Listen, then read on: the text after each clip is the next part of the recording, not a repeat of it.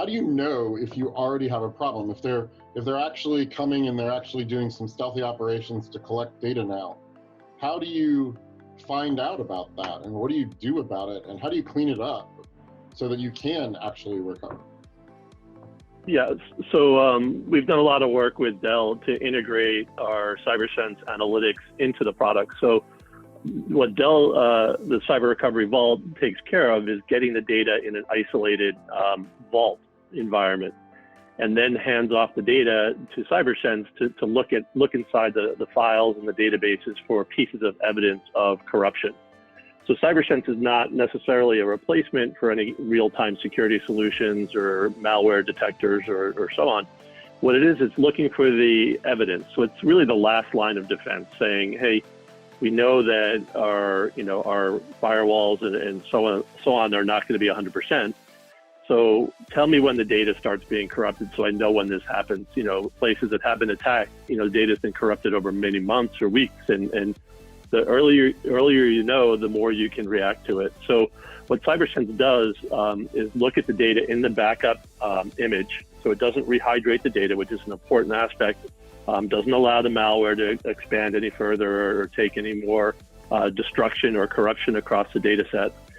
Inside the backup image, whether it be Networker, Avamar, PowerProtect Data Manager, or other brands that are out there, and it'll look for signs of encryption, signs of data corruption, and so on. And an important aspect of CyberSense is that it's looking inside the content, because what the conversation here is talking about very smart technologists that are terrorists out there that are using the advanced capabilities to really go under the covers. So the simple types of attacks of corrupting data, like changing the extension to .lol or .encrypted or .loki, those days are going away. Those are easy to detect, and they know that, and they're seeing that. So they're upping their game, and they're going inside the files, inside databases, and hiding their corruption. We've seen attacks where inside of a Word document, they encrypt the content, and they force the file extension to remain the same. Those are very difficult to attack, and there's metadata-only analytics that will miss that. CyberSense looks inside and looks for those signs of corruption, and then feeds that to machine learning algorithms that have been trained on the types of attack vectors to give you basically a red light, green light. So when Cyber Recovery pushes data into the vault and this data is scanned, if it looks, based on this observation, comparing it to previous observation, looks okay, it says, hey, everything's okay, go about your normal business.